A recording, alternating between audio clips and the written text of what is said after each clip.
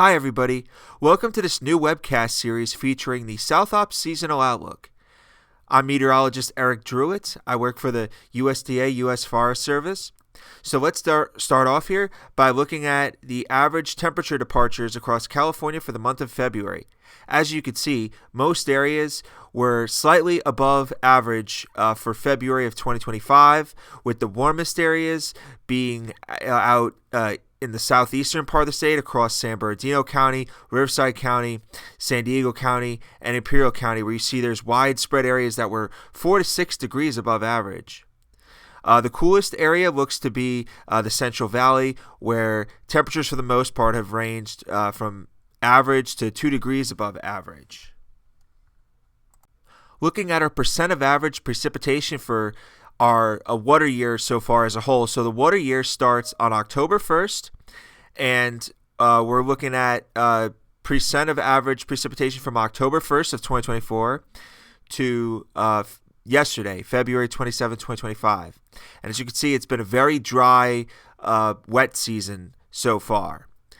Most areas, widespread areas, have received less than 50% of their average rainfall from October 1st through February 27th across Southern California. The areas in the darkest red, you'll see a lot in eastern San Bernardino, Riverside, San Diego, and all of Imperial County. Those areas receive less than 25% of their average precipitation for this time. A little bit less extreme as you get up in the Central Valley, but still, most areas have received less than 70% of their average precipitation since October 1st in those areas. Our latest drought monitor shows widespread drought across Southern California. So areas in yellow are not in drought status. Those areas yellow D0, that's just abnormal dryness. But as you start seeing that beige color, that's where we start getting into drought status at D1, which is moderate drought. So you can see there's some moderate drought in the western portions of the Central Valley extending to the Central Coast. And then as you go further south, the drought gets more severe, as you'll see there's widespread oranges or D2s extending from Santa Barbara County down to northwest Riverside County and then up through San Bernardino County. And then further south where you see that red, that's D3 or extreme drought. You see some pockets of it in Ventura and LA County, but widespread across most of Orange County, Riverside County, all of San Diego and Imperial counties, as well as portions of San Bernardino County and Inyo County. Looking at our equatorial upper ocean heat anomalies in the equatorial Pacific Ocean, you could see that we're still in La Nina conditions as cold anomalies continue to persist. Though these anomalies have become less extreme over the month of February compared to what we saw in December and January. Looking at the current sea surface temperature anomaly chart spatially, we could see that it looks like we're starting to show signs of a transition in the state of ENSO, as our coldest anomalies are currently in Nino 3.4 region in the Central Pacific, but you could see that we're starting to have warmer anomalies build off the South American coast in Nino 1+2 and Nino 3 regions. Another thing to note is we have a large area of warm sea surface temperature anomalies off the California coast and into the Central Pacific, and that should allow us to have less marine layer this spring, so less May gray, June gloom, because to get a good strong marine layer, it's better to have cold anomalies, widespread cold anomalies off the California coast. So let's start talking about some of the fuels, specifically the larger fuels, the 1,000-hour fuel moistures. This is the Western Mountains PSA. So these are the mountains that extend through LA County, portions of San Bernardino County, and into Ventura County. Now, how to read this graph? The blue line is the observed 1,000-hour fuel moistures. The gray line is the average. And then the red line is the minimum. Then the green line is the forecast with fuel model Y. So as you could see right now, we are currently below average for this time of the year when you look at the blue line and the gray line. We are below average for 1,000-hour dead fuel moisture. So 1,000-hour dead fuel moisture is very important when looking at long-term trends, because these fuels are large fuels that have much longer response times with moistening up and drying out. Here's our snapshot of live fuel moisture in Los Padres National Forest for February of 2025, and showing how it compares to the 5-year average, which is the green line, and the 10-year average, which is the red line, as well as the critical point, which is 60%. And what the critical point means is when the live fuel becomes cured. In other words, when live fuel dies and becomes dead fuel.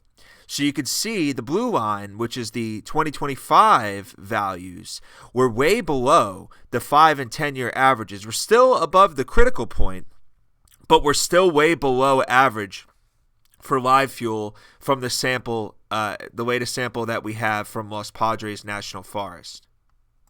So here's an ensemble forecast for the state of the El Nino Southern Oscillation over the next several months. And as you can see, the most likely scenario is a transition from a La Nina state into a cooler ENSO neutral state as we go through the spring and into the summer months. Here's the probabilistic ENSO forecast, where we have the probability of each phase of ENSO broken down into terciles. The blue bar is the probability for La Nina. The gray bar is the probability for ENSO neutral, and the red bar is the probability for El Nino. And it's broken down into 3-month periods. So, for example, FMA on the bottom left of your screen, that stands for February, March, April. So as you can see, as we progress through the spring, February, March, April, May, and April, May, June, the probability of La Nina decreases, the probability of ENSO neutral increases, and the probability of El Nino is 0 for February, March, April, May, and very close to 0 for April, May, and June. And it looks like as we progress through the summer and into the fall, based on the latest forecast, the probability of La Nina begins to then increase, the probability for ENSO neutral begins to decrease, and the probability of El Nino remains, give or take, right around 10%. Here's the North American Multi-Model Ensembles probabilistic precipitation outlook for March of 2025. And as you can see, we have some browns over Southern California, which means the odds show a slight to moderate tilt in favor for below normal precipitation. There's an equal tilt in the odds towards above, below, and near normal precipitation, so a 33.3% chance for each outcome for all the areas you see in white. As you get into the Eastern Sierra, where you see that little light brown shading, that indicates a slight tilt in the odds towards below normal precipitation. There's an equal tilt in the odds towards above, below, and near normal precipitation across most of California for May, a slight tilt in the odds towards below normal precipitation for the Eastern Sierra. And as we get into June, for Central and Southern California, there's an equal chance in the odds between above, below, and near normal precipitation.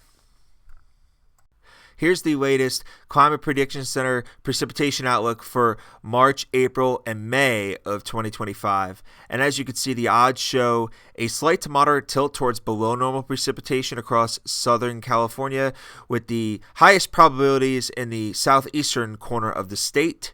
And then everywhere else in our area that is shaded white, there's an equal chance in the odds between above normal, near normal, and below normal precipitation.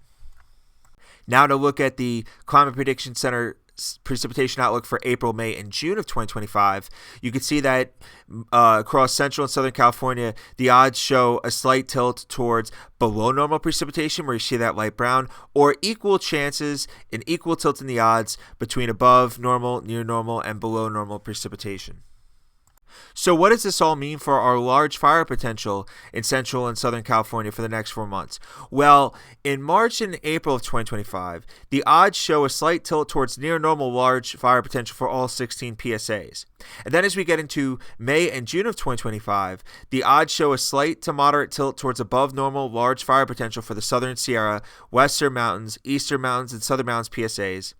And the reasoning behind all of this is the drier than normal wet season will help yield a lower grass crop this year. Dry winters yield less grass crop in the spring. So that will help keep fire potential on the lower side for areas that are generally grass-dominated fires.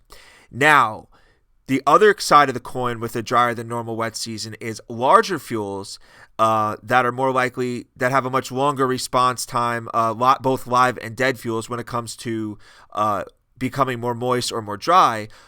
Larger fuels such as timbers, your big timber fuels in the mountains, in the forests, those are likely to become more susceptible to ignitions later in the spring season as we begin the peak of our fire season in the May and June portion of our outlook, because a drier than normal wet season will allow for those large fuels to have less fuel moisture as we get into the drier part of the year.